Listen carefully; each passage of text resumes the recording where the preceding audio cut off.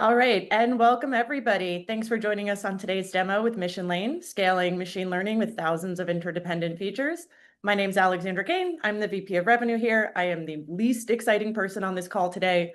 We're going to start with a little bit of an introduction, and you guys are going to see a lot of code. So Elliot, Mike, I'd love for you guys to come on and introduce yourselves. Hi, everyone. Thanks so much for coming today. Awesome. Elliot, I think you might be muted just a minute. Can you hear me? I heard you. Sorry. Okay. I'm Elliot. I'm one of the Chalk co-founders. We've been working with Mike and his team at Mission Lane for a few years now, and really excited to have. Cool. I'll introduce myself too. I'm Mike Kuhlen. I lead the data science and machine learning teams at Mission Lane from a technical side. One of the areas that our MLE team has been focusing on is machine learning infrastructure, so including deployments of models and also integrating with the feature store. And a couple of years ago, we really realized that it was important to find kind of a systematic solution to feature discovery and generation and calculation and serving. And so we started looking for a feature store solution. And one of the vendors we examined was Chalk, and very quickly found that it seemed to be scratching all the itches that we had. And so we've been really excited to work with Chalk since then. We signed a contract, haven't looked back. And yeah, so in this webinar, I want to give a little bit of a demo of how we've been using Chalk and how we've been getting value out of it. And so yeah, let's get started. Yeah. I thought I'd start first by giving a little intro of what Mission Lane actually is. Mission Lane is a fintech company. We're founded 2019. And the mission in our name is to empower people to unlock financial progress. And what does that actually mean in practice? Well, in the US, it's actually quite challenging for many people to gain access to financial products that are fair and transparent and that help you grow and make financial progress. And one particularly challenging aspect can be access to revolving credit, for example, a credit card.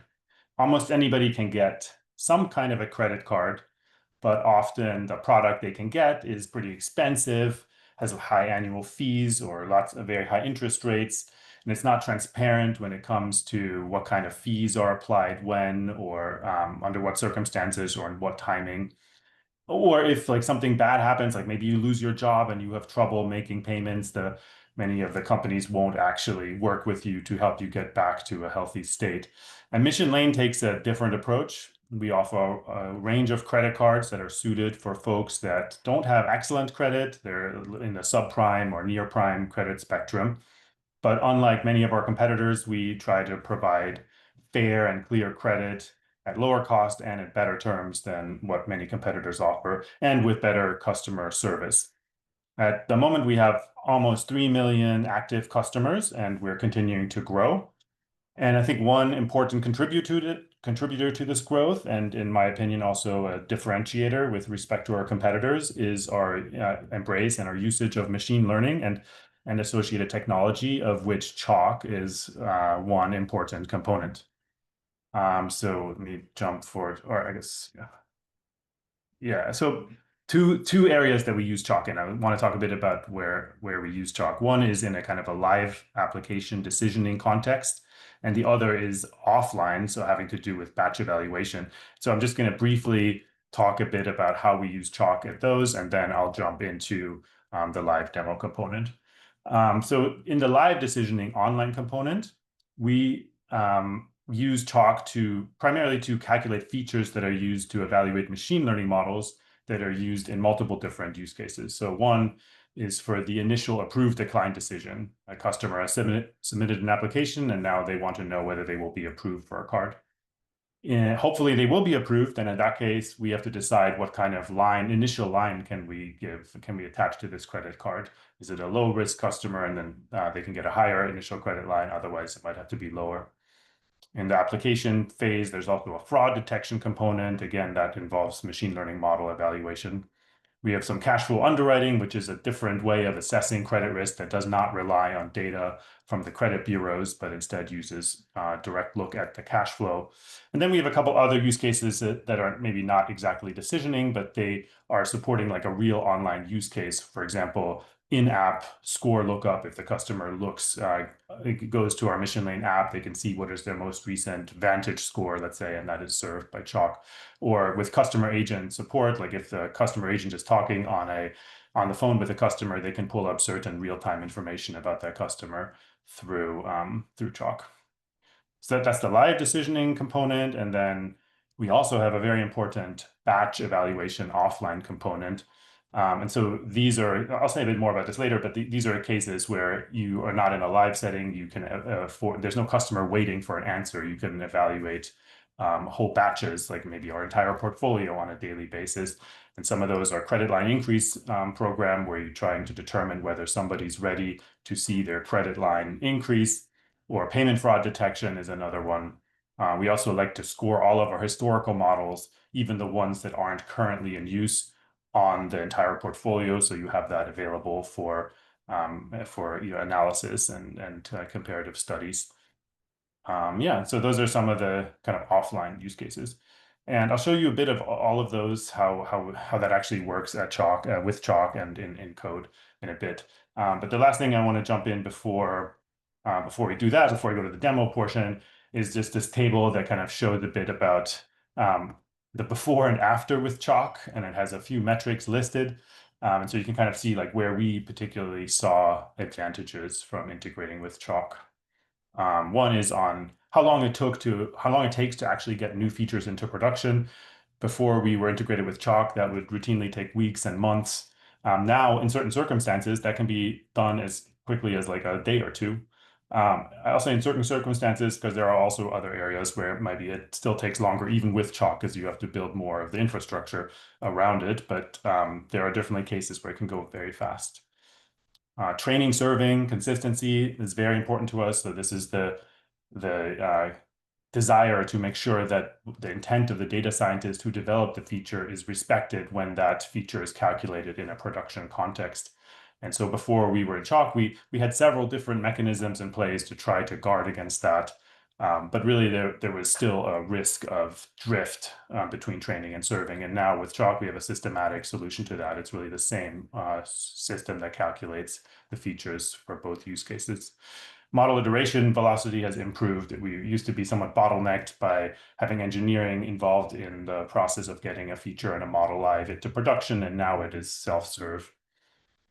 Yeah, and you'll see there's a few. Reverse ATL refers to moving data out from the offline store and making it available at low latency. Prior to integrating with Chalk, that was a very ad hoc process where data was just moved into, let's say, a Postgres database that was attached to the application. But now that is kind of a functionality that comes, that Chalk provides like out of the box. And integration with new data sources is also something that I think is going to be sped up a lot by having integrated with Chalk, just because we now have examples of how to do it. And so you can just follow those, and just speeds up the ability to integrate with new data sources, which is something we are always pushing on at Mission Lane. Cool, that's the kind of value prop that we found. Like that's where we've kind of experienced a lot of benefits from integrating with Chalk. So those are all kind of like the prepared slides that I wanted to go over. And so from now on, I think I want to jump a bit into demo. And so let's see, I have sort of 3 separate groups of demo that I want to give. And one is on the features and resolvers that we've integrated in Chalk. I just want to give you a flavor of like what we've done and how we've been using it.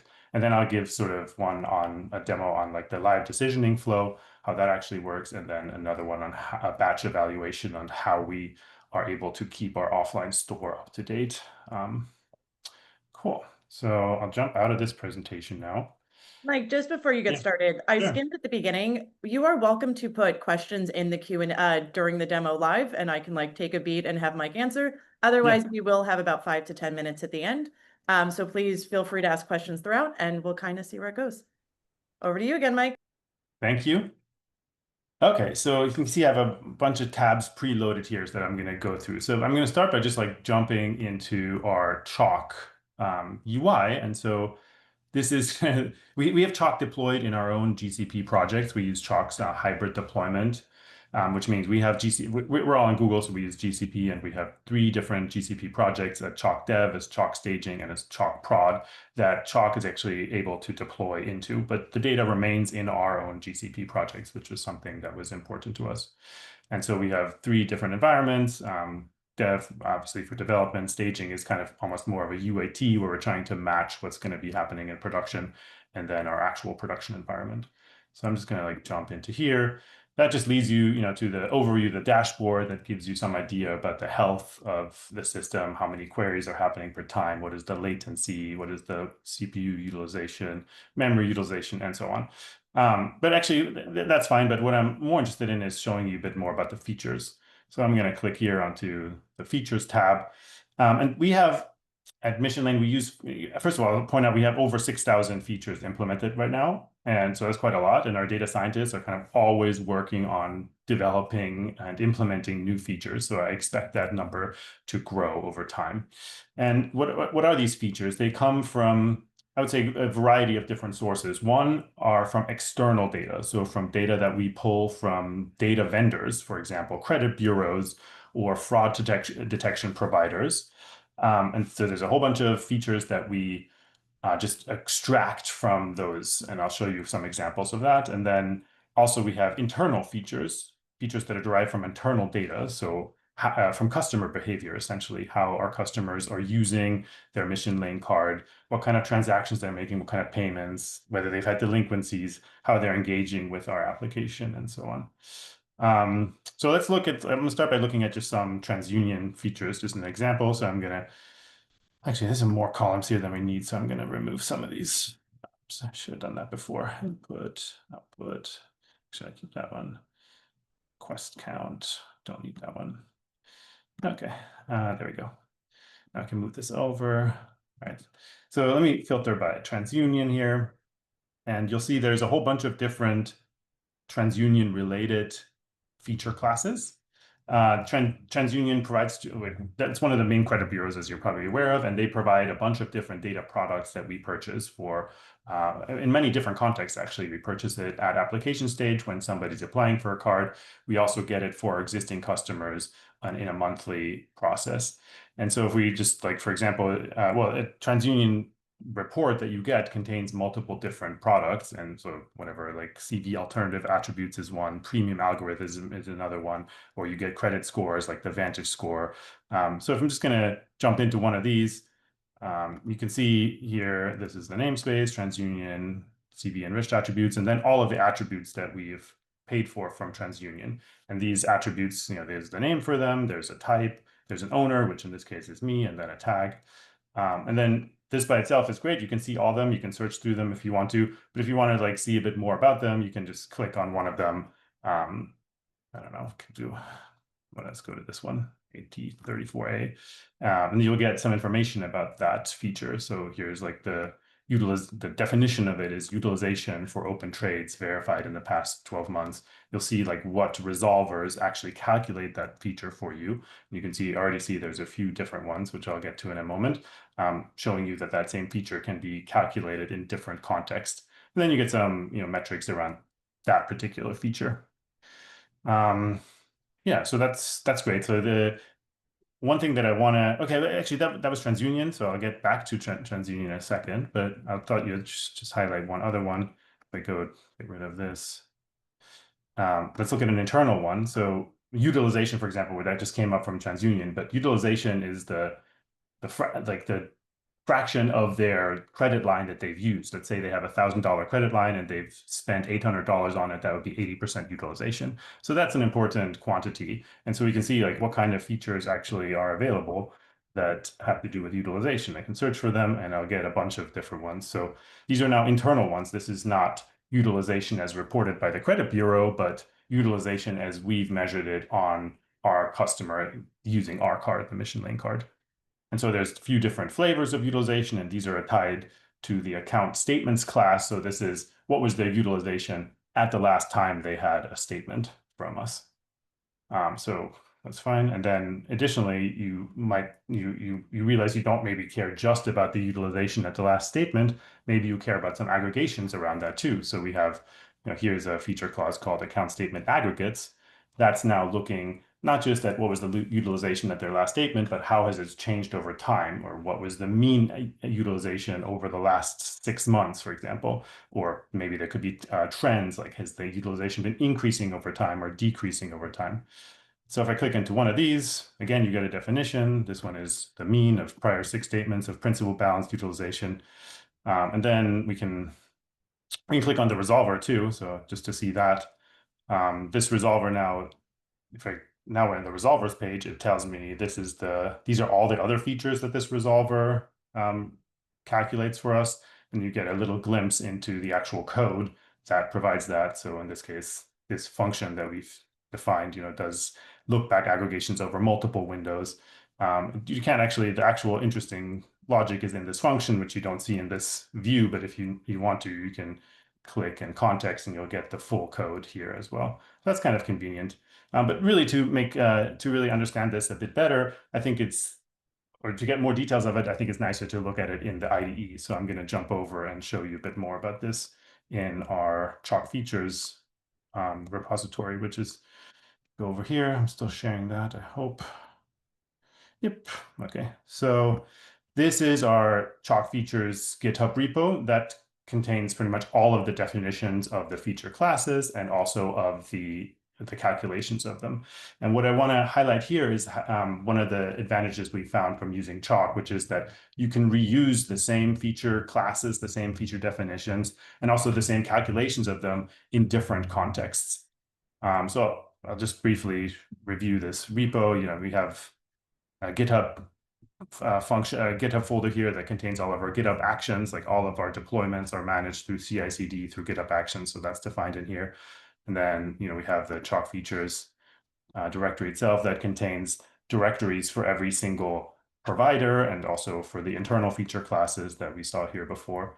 So if I'm going to, like if we looked in internal and account statements, you'd see here there's a feature class for account statements and then one for account aggregates and then corresponding resolvers as well. So we found this is a good way to kind of organize our repo. The example I wanted to dive into a little bit more is on TransUnion. So if I'm going to feature classes, I'm going to pull up the feature class corresponding to one of these products that we fetch from the bureau from TransUnion. This is the CV enriched attributes class. And so this is how it's defined in code. All of the features are defined here with their corresponding types. And then the feature definition is in a comment above, and that's what you saw displayed in the UI. So it automatically gets inferred from that. That's this thing describes the TransUnion CV enriched attributes object, all the features that we get from TransUnion for that. But as I sort of indicated before, we get this information in multiple different contexts. So at application time, when a customer is waiting for their answer, we are fetching directly from TransUnion in real time a document, and that comes to us in XML format. And it has a certain structure. All this data is nested in different, deeply nested XML. So that's one format. And then another one for existing customers, we fetch data in a monthly batch process. So every month we get the same kind of data up to date for all of our existing customers. But it comes to us in a very different format. And so the nice thing though here is that we don't have to implement these features multiple times for these different formats. We have one definition, and we can now attach this feature class to the different parent classes. So here's the parent class for TransUnion XML. Again, this is the one that we get at application time, and it has some ID columns and a time column. And here's the raw data that is the XML. And then we take this raw data and we transform it into JSON because XML is a little bit more difficult to work with. So we have this process called grinding, which converts the XML into a JSON string that is stored in this segments field. But what I wanted to show here is that this is where we attach the TransUnion CV enriched attributes object to the XML object. And so now you can reference those features by saying TransUnion XML dot CV enriched attributes dot AT35A, whatever. And then, so this is on XML, but you can do the same thing for the other context. So if we look at account review, that is the corresponding class for the account review object, which again contains this similar information, but in a different format. It's not in XML, it comes to us in JSON, and the structure is just different.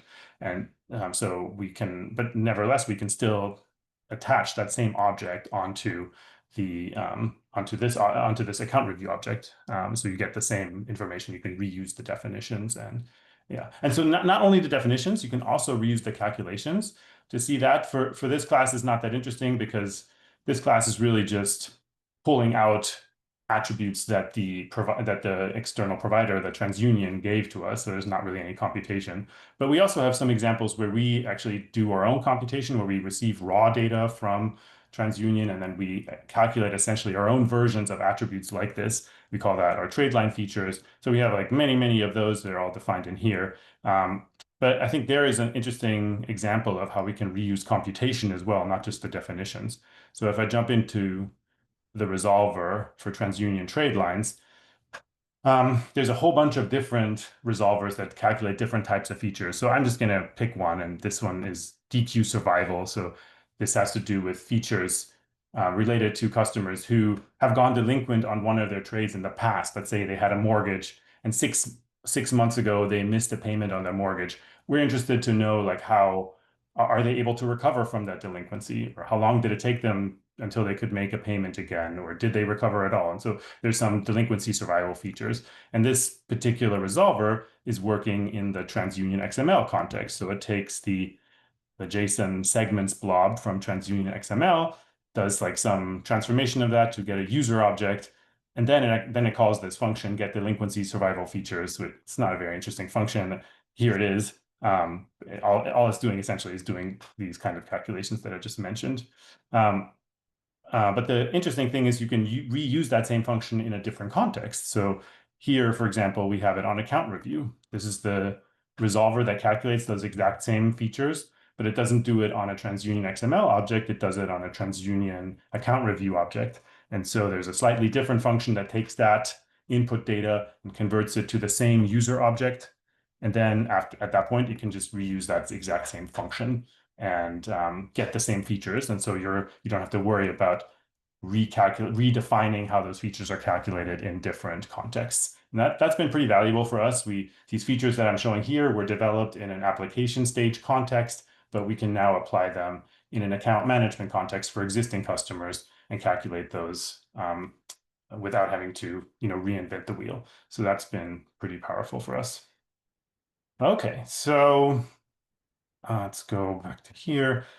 That was what I wanted to demo on features and resolvers. And I'm going to move on to the next one. If there's questions, please jump in and ask them. Otherwise, we can tackle some of those later. So I'm going to move on to live decisioning. That's the second demo I want to give. So live decisioning, what does that mean? This refers to the process.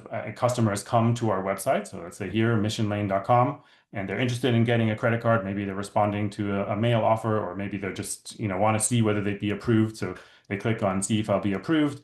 They can fill in their information. I'm not going to fill it out here, but this is our pre-qual flow that determines whether you would be approved for a credit card without actually it harming your credit score at all. So this is a nice customer-friendly way of doing it. And at the end, when you filled out all this information, you click on see if I'll be approved, and that kicks off on the back end the decisioning process. So what does that actually mean? The customer now is waiting for an answer. They would like to know, are they going to be approved or not? And that decision depends on a bunch of different factors, for some of which involve machine learning models, and the features that need to be calculated in order to evaluate this machine learning models are calculated by Chalk.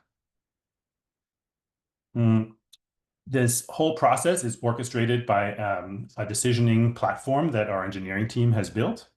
And so one of the very first things it does in this decisioning process is to reach out to external vendors. So we've already seen TransUnion as features prominently. So it'll take some of this information that was provided here and say, hey, TransUnion, I need the most recent XML object that you can provide to me that contains these attributes that we need.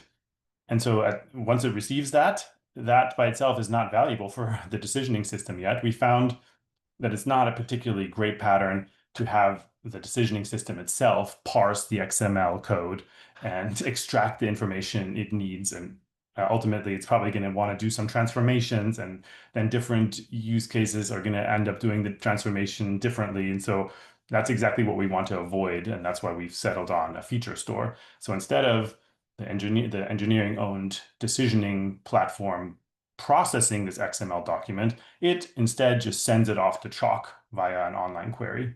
And so that's what's kind of shown here. I've just gone to the UI for online queries, and I've picked a particular application ID. We have this convention where anytime the decisioning system makes an API call to Chalk, it provides a correlation ID, and that correlation ID is just the application ID. And that means that later on, if you want to know, like, hey, what were all the calls that were made to Chalk for this application ID, you can just put that ID in, and you'll get all the calls. And so this first query that it makes, I'll just click on this one. This is essentially just passing in the document. So, you're passing in the time that the document was fetched from TransUnion, the application ID, the document ID, and then the raw data, which is this XML stuff.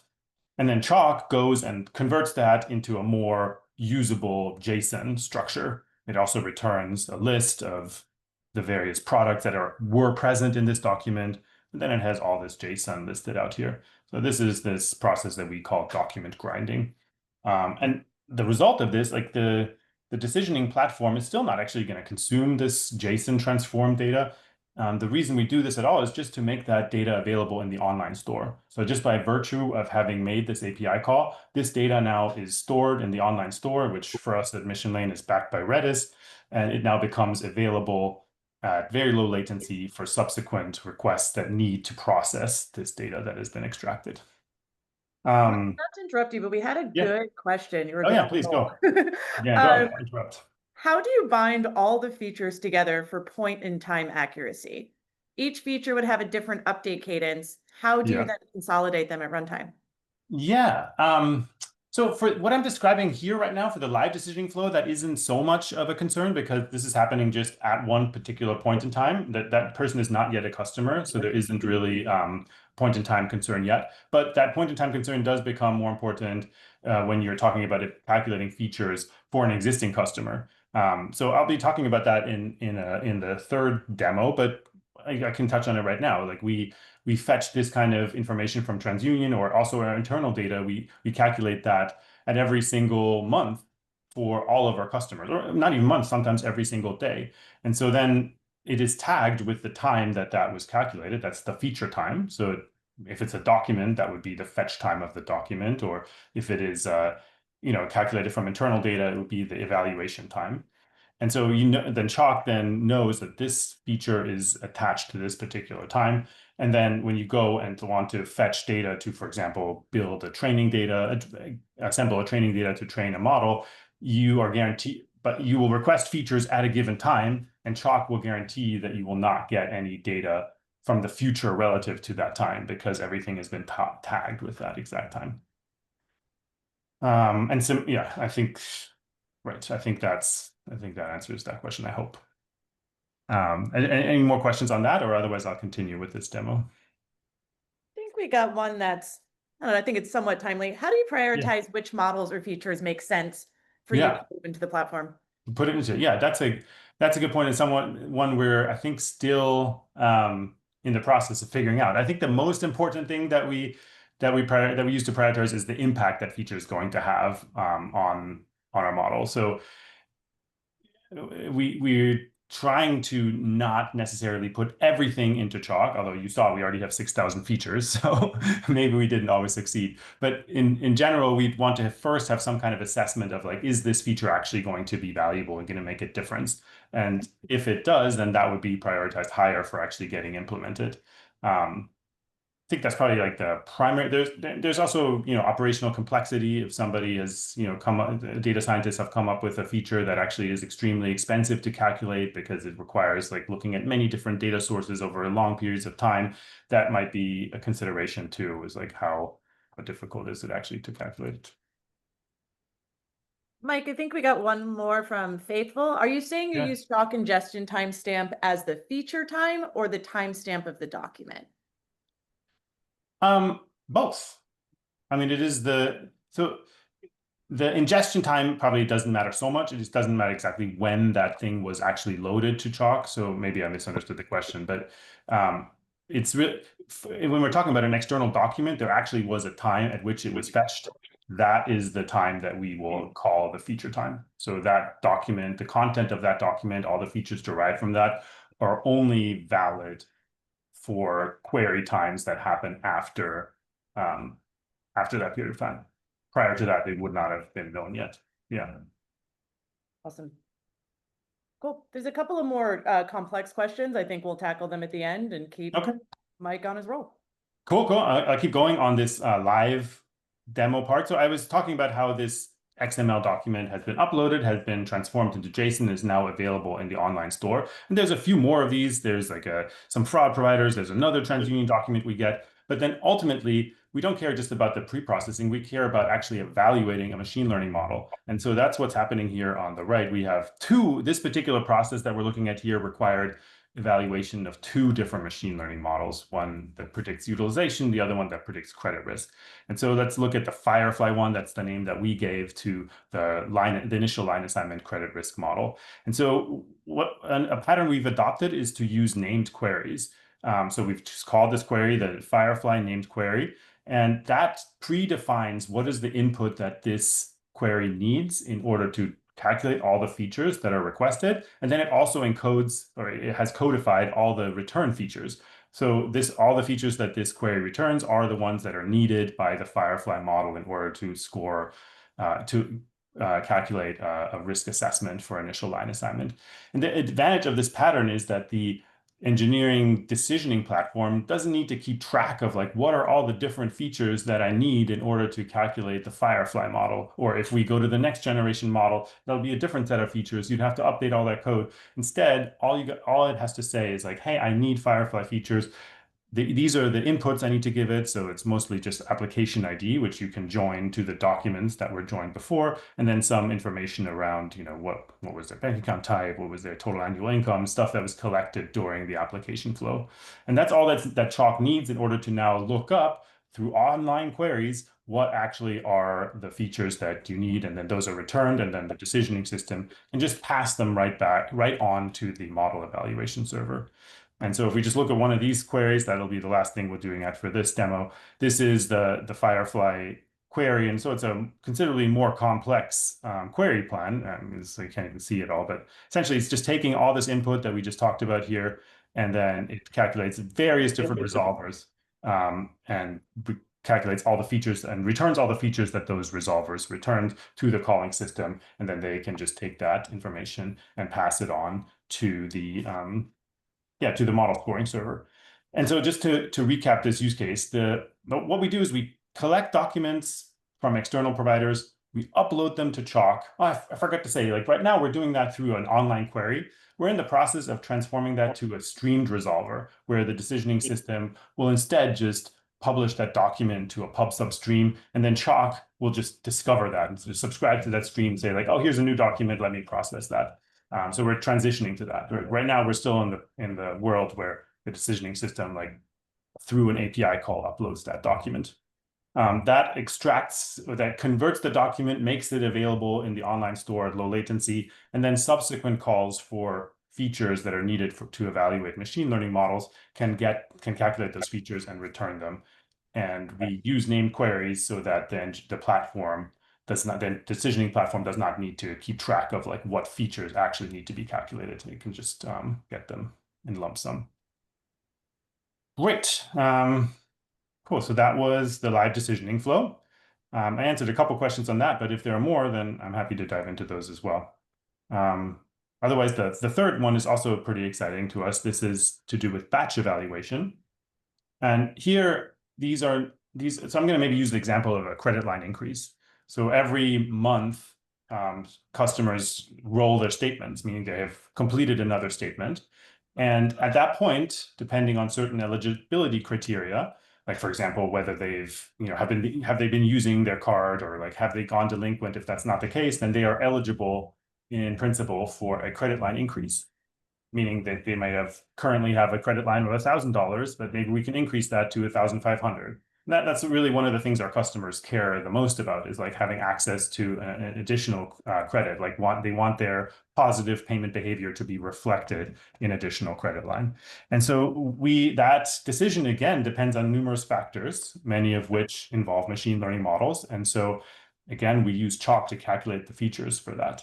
But the difference to what I showed before is that here there isn't a customer waiting for an answer. They're not they don't even know that they're being evaluated for clip in the background.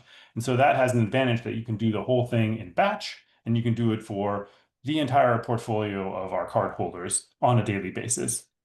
And so the challenge there is like, how do you orchestrate that? How do you get that going for everybody? And how do you make sure that the offline store, everything we're talking about now is just the offline store. How do we keep the offline store up to date and fresh? And okay, so there's two aspects to that. The first one is that a lot of the data that we're talking about now is already stored. The input data is now stored in Snowflake, and that's our data warehouse that we use. And so we need to ensure that we can get data from Snowflake into Chalk. And so for that, we make use of scheduled resolvers, or scheduled queries, really. And so for every one of our feature classes that is backed by Snowflake, we have a cron schedule that runs, in most cases, they run once a day, so at noon UTC, so 5 a.m. Pacific time. And we use Chalk's sort of incremental extraction functionality. So we have a SQL resolver that knows what fields to pull from Snowflake, but what's important is that Chalk keeps track of kind of a high watermark of what is the latest data that you previously ingested. And so when you make the new SQL query to pull that data in, it injects a where feature time is greater than the most recent time that it ran. And so that's how we incrementally extract and get data into Chalk. So we run these for pretty much every one of our SQL-backed tables. So that's how account statements, let's say as an example, stays up to date. But then, as you already saw from what I shared earlier, we also do aggregations on account statements. And so those also need to be updated. And this is something that we found we currently cannot really orchestrate very well within Chalk. Like there's too many dependencies, and it's really becomes like kind of a real a DAG that needs to be evaluated in order to understand what depends on what and what can be calculated when. And so maybe one day Chalk can actually expose that kind of orchestration within Chalk's ecosystem itself. But right now we go outside of that and we use Airflow for that. So we have a daily Airflow job that runs. It's also becoming pretty complex because now it has to essentially trigger Chalk queries to update all these downstream aggregation feature classes. And so it just starts by like fetching what are all the accounts that are in play, what is everything that we might need to have. Then it goes and like make sure that like the upstream data that these scheduled queries actually have run. We wouldn't want to accidentally start this DAG with stale data, so there's an explicit check. And then it'll go and like, all right, we'll go to like where's account statements, account statement aggregates right here. So it'll like trigger this one. If I expand it, it's now just looking at like what already is in Chalk. Then it takes the difference between everything that should be extracted and what already is in Chalk. Those are the new P keys, and then it submits Chalk queries for that. So every morning at like, I don't know when this kicks off, like 6 or 7 in the morning, a whole bunch of Chalk queries are kicked off. You can see them here if I go, this is from 10 days ago or something, but here are all these ones that were triggered by Airflow. So I'm just selecting the Airflow user here, and it's just showing all these various queries that it has submitted for the incrementally new feature class, incrementally new P keys that are not yet in the offline store. And so if I click on one of these, I've preloaded here. This is one of the queries that is run. It's doing, looking up some stuff from Snowflake. It's looking up some stuff that has already been ingested into the offline store, and then it calculates these aggregation resolvers on top of that. And then the result of this is that all that data that's calculated here is stored in the offline store, and it becomes available for other use cases. And so what are those other use cases? Well, if we go back to here, if I collapse this, it's calculating all these aggregated feature classes. In the end, when they're all done, it says like, okay, well, now I have everything I need to actually trigger the clip scoring. Like, as I said, the clip process needs to evaluate some machine learning models. And so at this point, it says, okay, now I'm confident that the offline store is fully up to date and has all the features I need. So now I'm ready to trigger the next DAG, which is the actual fetching and scoring of the models. And this is the last part here, so I'm almost wrapping up here. But this is doing something similar, but now it's not triggering any calculations at Chalk. Now it's just saying like, hey, give me all the features I need in order to calculate the machine learning models for our entire portfolio of card holders. So it first determines what features do you need by making some calls to our model scoring servers. And then after it knows that, then it breaks it out into all the various queries it needs to make. So there's a query now for every one of the feature classes that the models depend on. After those succeed, actually, I'll show you what that looks like. This is, again, a little later in the same day. These are all the queries that the clip scoring DAG has triggered. And these queries are similar, except they're not altering the offline store. They're pretty much just doing online store lookups, offline store lookups. They're just saying, I assume things are pre-calculated. Give me all the features I need by looking it up. And so then this is how we get those features out of the offline store. And then after that, it constructs the various data sets that are needed to score the models, and then it makes a whole bunch of batch model inference calls. And then at that point, all the data is available, and then a separate external engineering-owned process can kick off, and that will actually apply the decisioning on who gets approved for a clip and who has to wait for another month or so.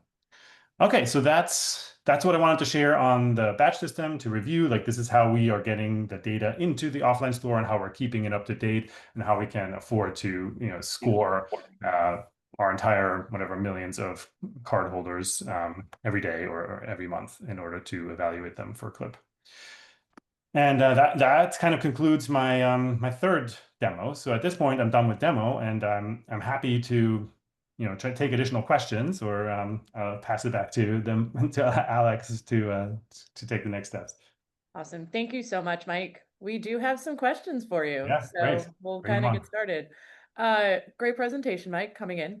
What are the main characteristics of Chalk? Cost, functionality. I promise this is not a plant. What made you choose Chalk over maybe some other feature platforms? I think the question is around Tecton or Snowflakes and SageMaker. It's a little bit loaded there, but yeah, what was your decision-making process? I mean, it just kind of scratched all of the various things. Many of the things I've talked about now are ones that we identified as wanting to be supported by Chalk, and it was pretty clear that it was going to do it directly without having to like jump through kind of weird hoops. We also really liked that it was kind of had this like hybrid deployment option that could remain in our GCP projects. That was important to us. I haven't touched on it at all, but like all of this behind the scenes is powered by Kubernetes. That fits really nicely into our infrastructure. Like all of our stuff is on Kubernetes too. So that just provides the automatic scaling. Like you can evaluate things on 100 people, or if it happens to be a day where 1 million people need to be decisioned, it'll just automatically scale up and seamlessly kind of allow us to calculate that.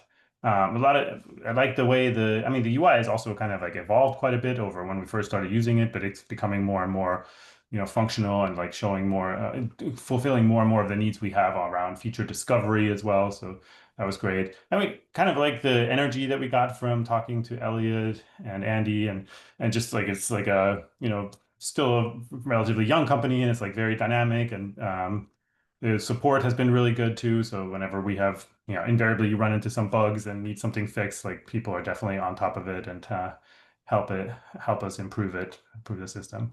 So yeah, those are some of the factors that went into that decision. Mike, there's no bugs. There's no bugs. Sort of on that, there's a question that came in. I didn't want to interrupt you. Can you walk through how feature backfills runs? That's usually something people are excited to see how we handle. How do they run? Yeah. That's definitely something very top of mind because we're constantly like developing new features, and just having the code in the GitHub repo is like not yet sufficient. You actually do need to go and backfill, especially in the offline store. If you're going to be aggregating over that, you need it to be available for all your historical data. And so for a while, when I kind of was doing that myself, I was falling into this pattern of just like running a Jupyter notebook and just like identifying which P keys had to be extracted here and just doing it. And it was the typical kind of like first cut data science approach, and it was not really very reproducible. It worked for me, but now that our team's growing, more people are using it. We've actually put a bunch of effort into building a tooling around that. So we have like an actual backfill script that is quite flexible and can support different patterns of backfilling. What we found is like sometimes you need to backfill just based on a SQL resolver. In that case, it's quite trivial. Just tell it like, hey, here's the range of times I want you to backfill, just like, extract the features, execute the resolvers that I care about for this range of features, and you don't have to worry about it. You're just giving it a time bound. In other cases, we found that it's actually better to first identify which are the primary keys you want to extract and at what times do you want to extract them. So you end up having to first externally determine that. And that can be sometimes a little bit challenging because it maybe involves first pulling from some source table, like in Snowflake, what are all the existing keys, and then creating the intersection of that with all the keys and feature times that are already in the offline store. But that's what we're trying to like provide functionality around. And then ultimately you like probably want to chunk that up into like reasonable size groups of again, batches that you want to backfill. So our kind of functionality, like our code around that is starting to provide that and make that a little bit more robust. I don't really have like a good demo of that that I feel comfortable like sharing right now. So that's not why I'm showing any code on that right now. But that is kind of an active area of development that we've had quite a lot of success with recently. Awesome. Question from DJ. Could you tell the webinar about expressions? Hear that they're kind of useful. Yeah, that's a good point. Thank you, DJ. And that's almost like a plant, although it wasn't precisely. So this is the resolvers that I showed you before. These are essentially like Python resolvers that are executing Python code, and like sometimes we'll use pandas or sometimes we'll use polars. Those are all fine, but they tend to end up being like somewhat slow sometimes. So not due to any fault of chalks, but due to like the implementation, the usage of them. So we found that Chalk though does also provide expression resolvers. Those are defined like on the feature class. So let me just pull one up. Trying to remember where is like a good one. Yeah, here's one. So here, these resolvers are not defined in Python code. They're defined like abstractly in the feature class itself. So here, this is just aggregates over open accounts daily. In this case, it's like looking at, well, actually, maybe this is nicer, the average of the principal utilization some number of days ago. And so here we're actually making use of a windowed function, which is something else I haven't talked about. We're just saying like calculate this for these 5 different look back times. And then it's, this is almost too trivial to even talk about, but it uses the data frame of all records. It applies a filter, to only get records within that look back time, and it just takes the mean of the principal utilization. And it's like very abstractly defined. And behind the scenes, I mean, Elliot can probably explain this much better than I, but my understanding is that it gets converted to like C++ code, and it's just like executed at very high, much higher speed than you would get through Python. And so we've been finding that whenever possible, we should try to express our features with expressions. Now, whenever possible, in these pretty simple ones, it is possible. We also have more complicated feature calculations in which it's just like not feasible to do it. So it's kind of a mix of both. But whenever possible, we try to use these inline expression resolvers. Awesome. Something I think this came back from earlier in your demo. Couple of sentences here. I'll try to summarize. If there are mission critical features where the freshness is super important, like maybe in real time, like a account balance, what mechanisms do you use to make sure that the features available are the freshest? Is the definition freshness per feature? Is a feature calculation only cron triggered, or can it be event triggered too? Yeah, okay. Well, the event triggered thing is something I briefly mentioned that as a side. That's where we're getting to now. We're doing at least the document upload, which also does some transformation, is going to be more event driven. We currently don't have any sort of features that go into machine learning models that are event driven. And also on the freshness there too, we are either in a case where the live decisioning flow, where the freshness needs to be like as fresh as possible. Like it's just like the data that we just fetched. So it is kind of guaranteed to be fresh. or we're in an offline context, and then there's also freshness concerns, but they're not going to be on like whatever milliseconds or seconds level. They're just like, let's make sure that we have the latest data extracted in the offline store. And so we're not like aggregating over stale data. And that's what I tried to show with this Airflow DAG.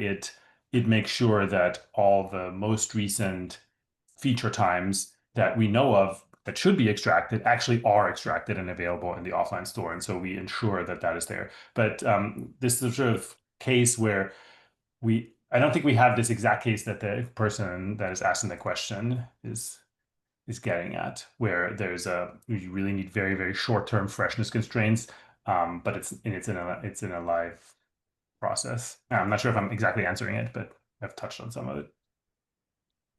If any of the questions don't feel answered in the level of detail, because some of these are, we will absolutely follow up with you guys. So feel free to leave it in the chat or shoot me a note. Yes. One that's a little bit, I think, more, I don't know, a little bit more general. What were some of the biggest challenges coordinating between your data and machine learning teams before Chalk?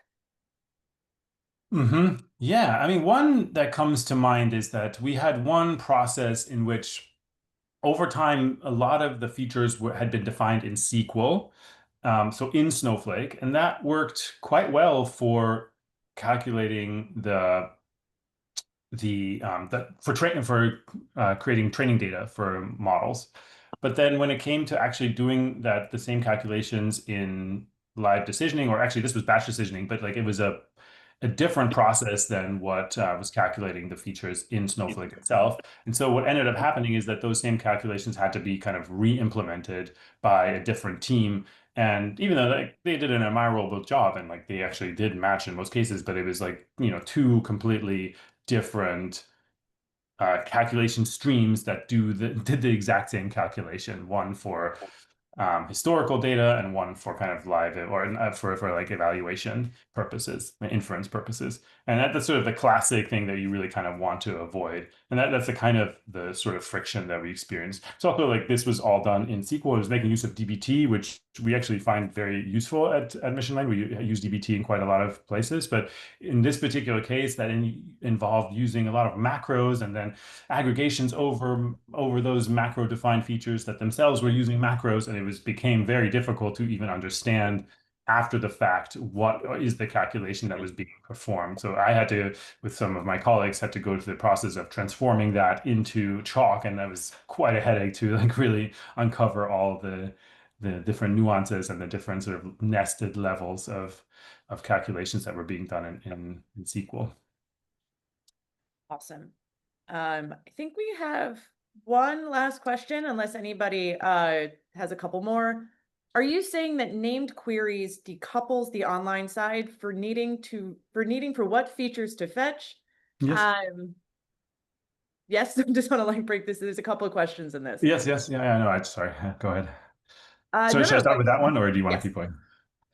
Yeah, that's exactly what I'm saying. So right now we're only using name queries in an online context. I'm not actually sure if you can use them in an offline context, but in an online context, it just means, as I tried to say before, it means that you don't have to you specify in one place in code like what are actually the features. So I mean, this is the definition of the Firefly named query here, just lists all the output, and then at that point, when you make a query, you just say like client dot query, here's the input, and then you don't specify an output. You just say query name Firefly, and then the result contains all these features. And yeah.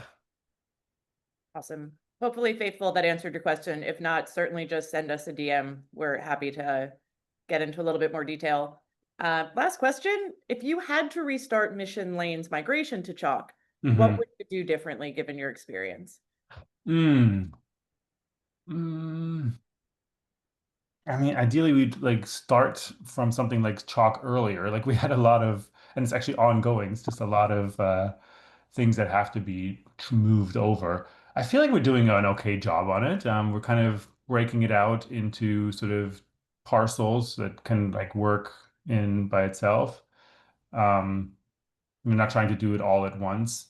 So maybe I'm too in the weeds, but I feel like I'm not seeing any major problems with how we're doing that transaction or that transformation right now. It seems to be working okay. And in many cases, maybe what I'll say is like give yourself enough time. Like it's maybe easy to think like, oh yeah, this is not going to take more than a couple weeks or something. In many cases, we found it does actually take considerably longer to get that done, and then also QA'd and make sure that everything is like matching the expectations. So it's not necessarily trivial, especially if you've built up a whole bunch of existing data.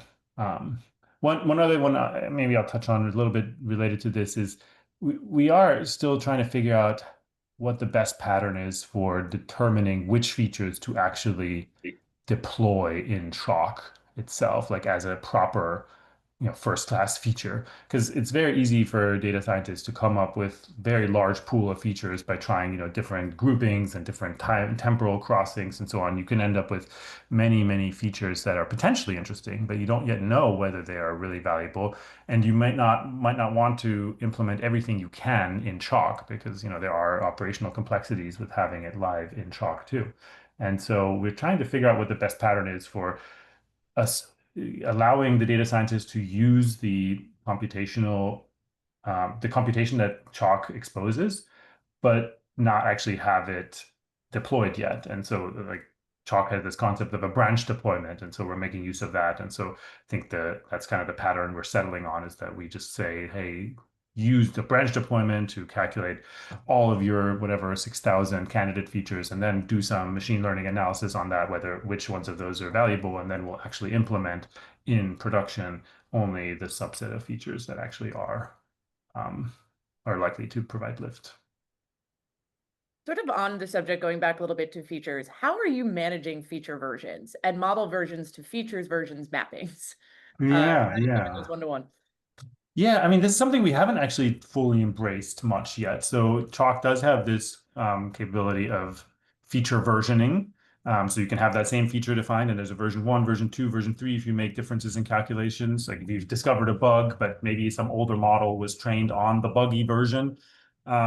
It's something we have encountered ourselves. Like typically what we've done so far is just like either decide to fix the bug and then like fully re-extract it for everybody, or decide like this bug is not that bad, so let's just keep it because an existing model actually works, was trained on that.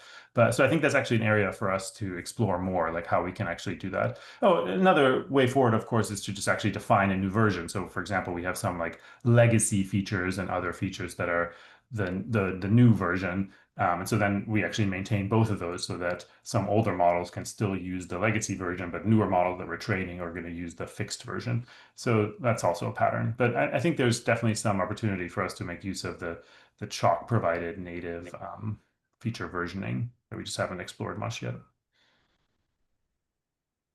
Awesome. Dan coming in, we're just about time. Let's see if you can sneak this in. Can you add anything else about Chalk specific advantages over alternative feature stores? I mean, it's hard for me because we went all in with Chalk. So I personally don't have the experience of having done the same process with like Tekton or Vertex AI. So I would rather just focus on the positive things that I've experienced with Chalk. So, and I think I've given a bunch of examples there. Awesome. No, I appreciate that. Otherwise, I'll recruit you to the marketing org. That's about wrap time.